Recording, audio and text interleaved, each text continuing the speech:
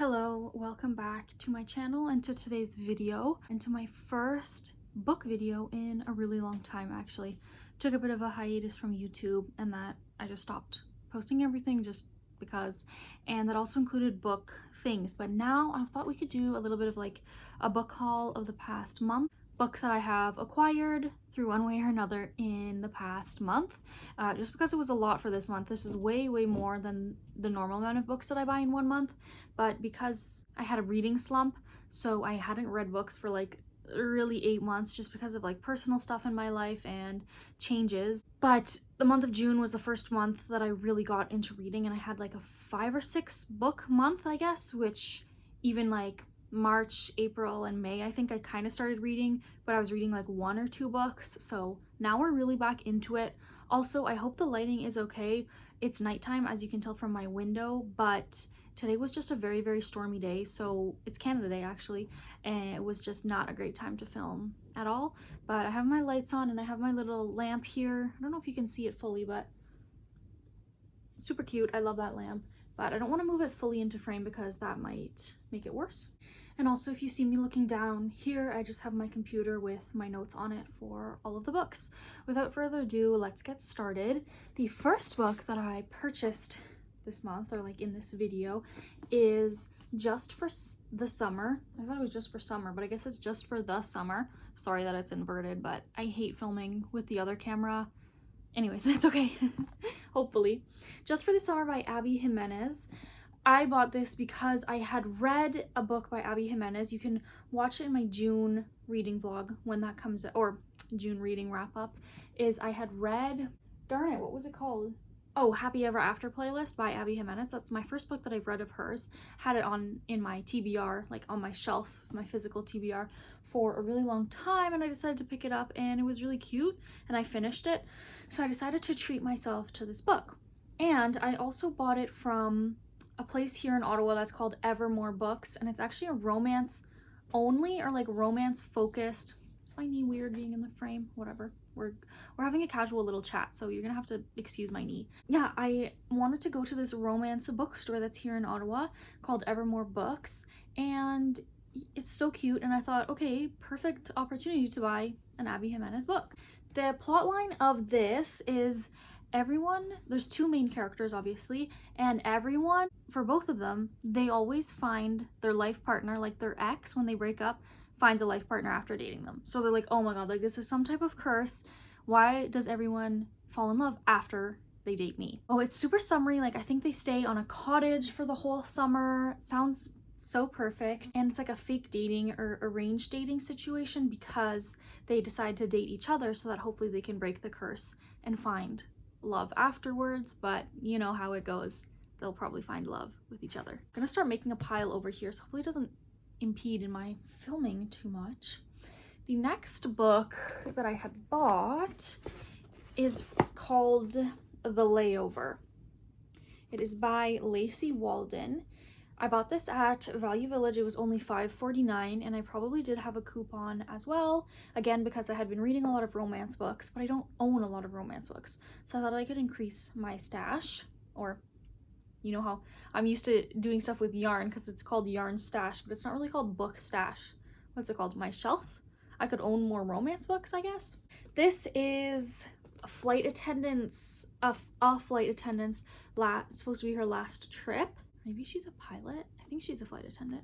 Yeah, flight attendant. And then he's a pilot maybe. Anyways, it's like an enemies to lovers sort of thing where they get stranded on an island in Belize. They get stranded in Belize for a weekend. That's supposed to be just a short couple of hours layover. They don't like each other for some reason that it doesn't say on the back, and they have to spend this weekend together, and turns out actually to not be so bad.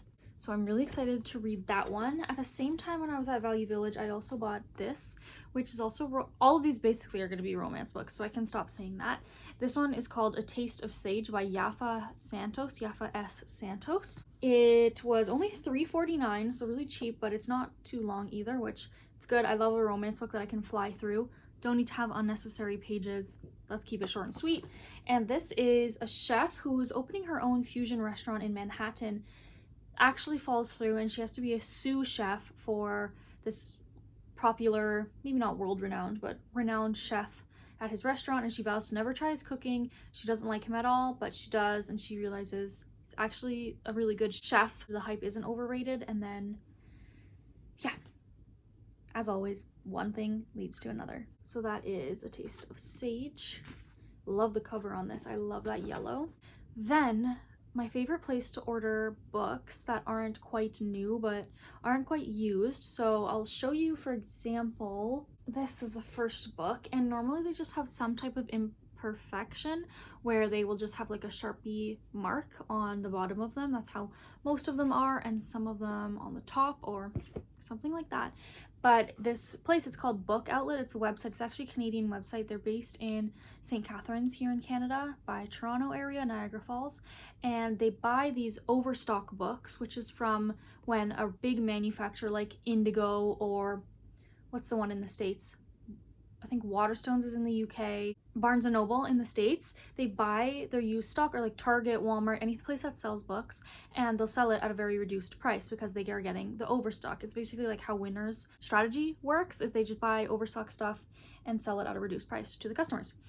So all that to say that they had a $7.99 fiction sale, which they have, I'm not too sure how many times in the year. Haven't purchased from them in a really long time, so I thought I would treat myself to some books, because you can't really beat $7.99 Canadian for a lot of good books. I think I bought 8 books from them, and I ended up paying only like $58 or maybe $63 or something like that. So normally that would just be like 2 or 3 books if I was buying them if I was buying them new from Indigo or another bookstore, and that's even including hardcovers. So the first one that I got is called The Wood Smoke Woman's Book of Spells, and it's by Rachel Greenlaw. This, I think, is going to be like a really good cozy fantasy sort of book.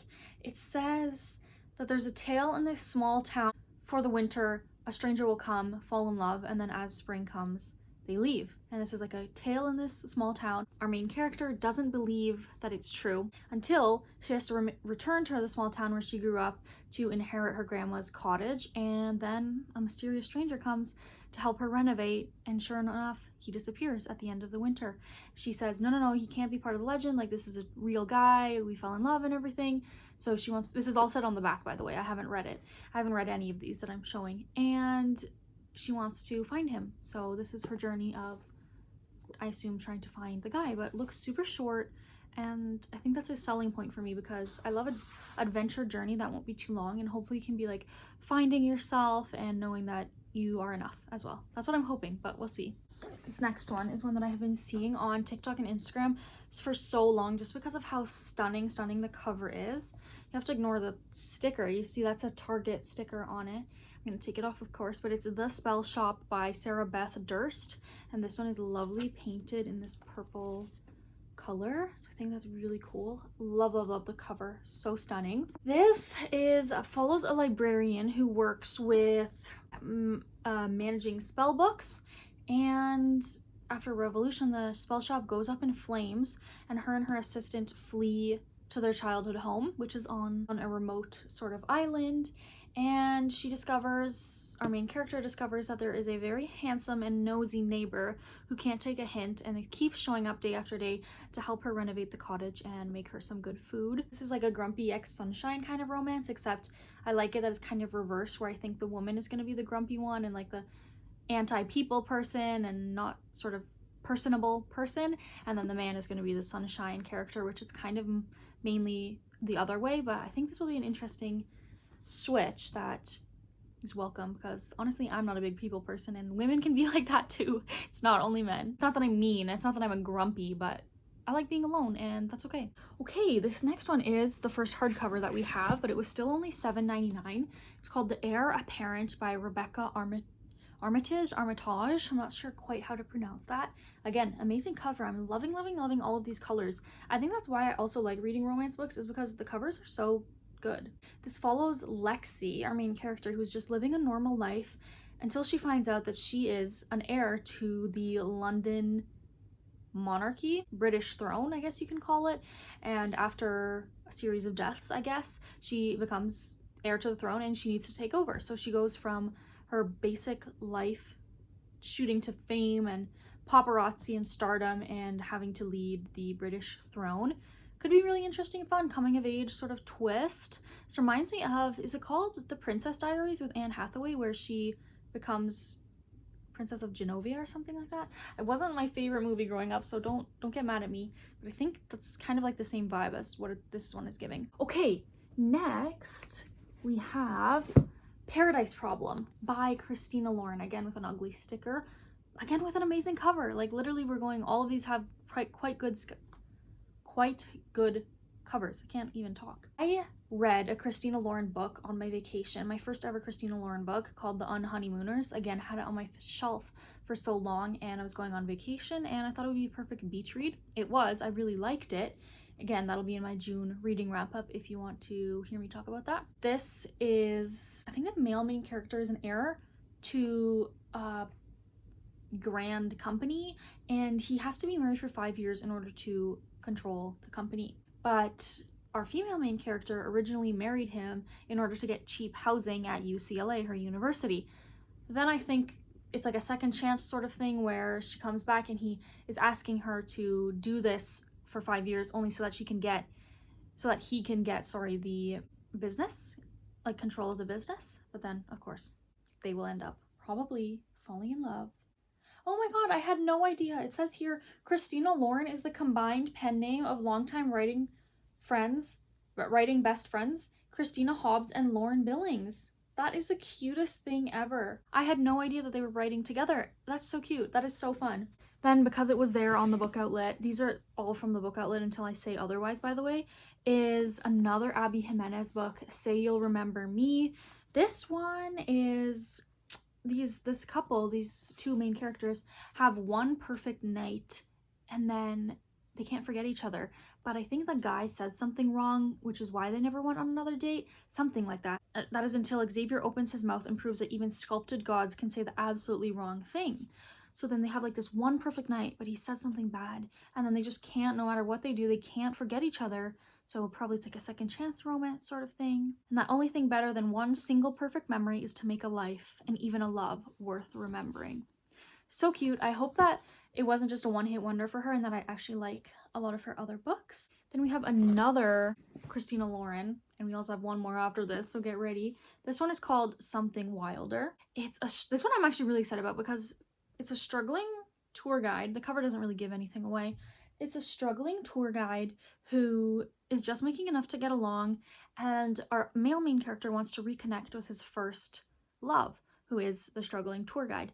Then he decides, or somehow they ended up going on like this, one of her tours, which is like a fake sort of treasure hunt, but it may actually be less fake than it seems. So it's sort of like an adventure of a lifetime thing, and it's just them two, and it's very dangerous, maybe, like lots of precarious stuff, but do they want to bicker or do they want to get along and maybe rekindle what was once there? Okay, second last book from the book outlet is another one by Christina Lauren, and that's Christina Lauren, the duo, which is The Soulmate Equation. This is not too much of a, yeah, actually no, this is a romance. I think it's, for some reason on Indigo it said that it was like a fiction book, which I guess romance is fiction, but usually it'll be under romance.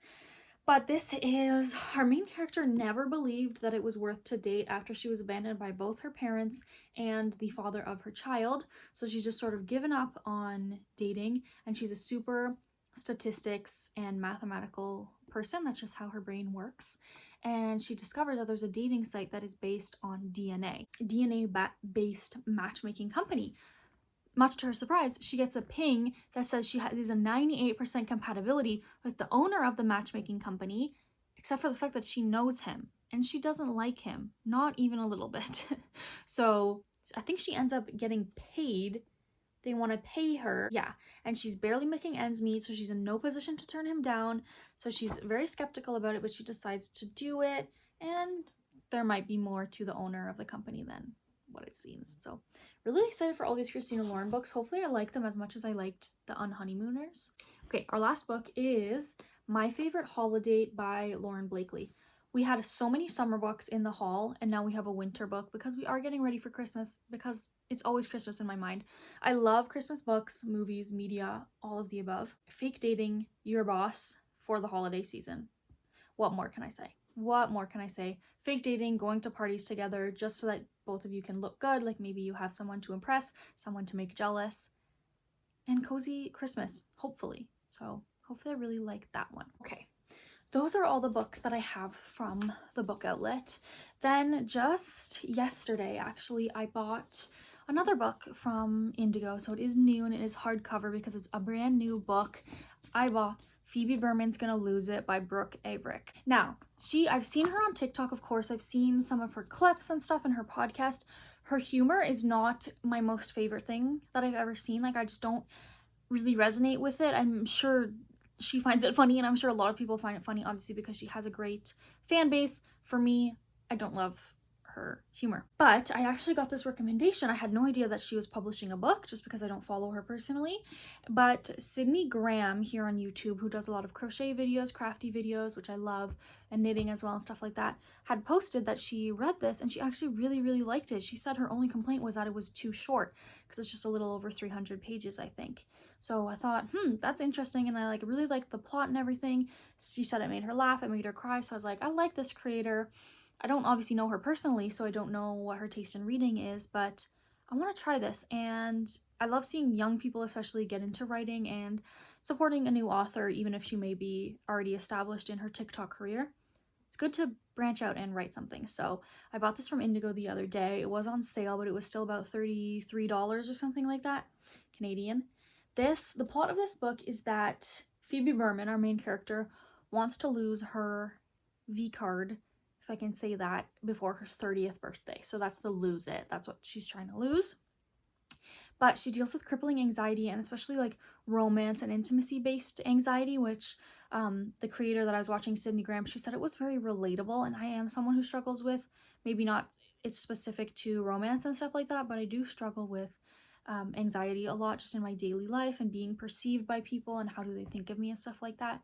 So this might be really relatable to me, hopefully in a good way.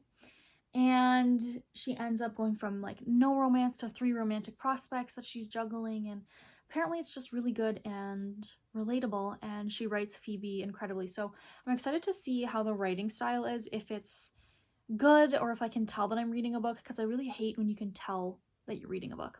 Hopefully that's not the case here, but I'm gonna let her give her I don't know, let her show me, right? So hopefully that's really good. Okay, those are all the books that I wanted to share today. Hopefully this was an entertaining video. Hopefully this lets you, even though I haven't read them, hopefully you were able to add some to maybe your TBR or books to buy. Definitely check out the book outlet. This is not sponsored in any way, of course, but I'm not sure if they ship to the United States or if they only ship within Canada, but I've never had an issue with any of the books that I bought. They come super quickly. Like, I think I ordered it on a Monday and maybe I got it on a Thursday. Comes super, super fast. They having sales all the time, but even when they're not having a sales, like the books are maybe $11 or something like that. So definitely worth it if you're looking for some cheap books. Lots of romance, but I'm sure they have lots of other categories as well if romance isn't your thing. Not sure if you can hear that, but there's fireworks outside for Canada Day. Okay, there is one other thing that I wanted to talk about before I go, which is something that I've started again this month.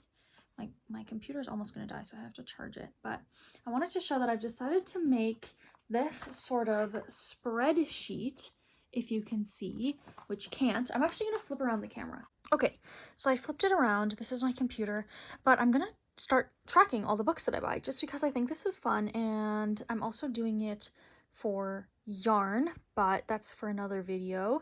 But these are all the books that I've bought so far this year, sort of. Like, I think I bought 1 or 2 before then, but as I mentioned, it's kind of on a reading slump, so I didn't buy books because of such. Like, I wasn't reading them, so I wasn't buying them.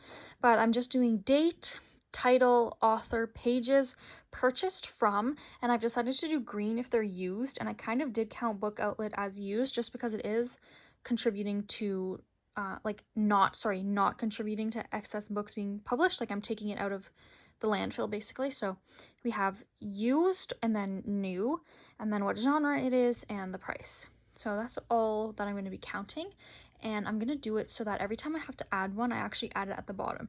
So you can tell I'm going from the earliest date in June to the latest date, so that when I buy a book, I have to scroll through it and it might remind me like, oh yeah, I did buy that book and I want to read it, just in case it got physically lost. And of course for the yarn, I'm doing it as well, but that's, yeah, as I said, for a different project, and just bought one ball of yarn so far.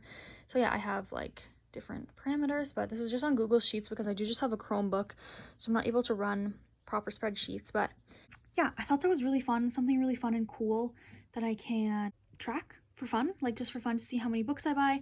And then also when I read a book that's on this list, I'm gonna put the title of the book in a certain color. Haven't decided yet, but I don't really want to do like green or red because I'm doing that for the, if it's new or used. So maybe I'll do like a yellow or like a purple or something fun like that. So yeah, that's my book haul for today. Hopefully more book content coming. Well, I know there's going to be more book content coming.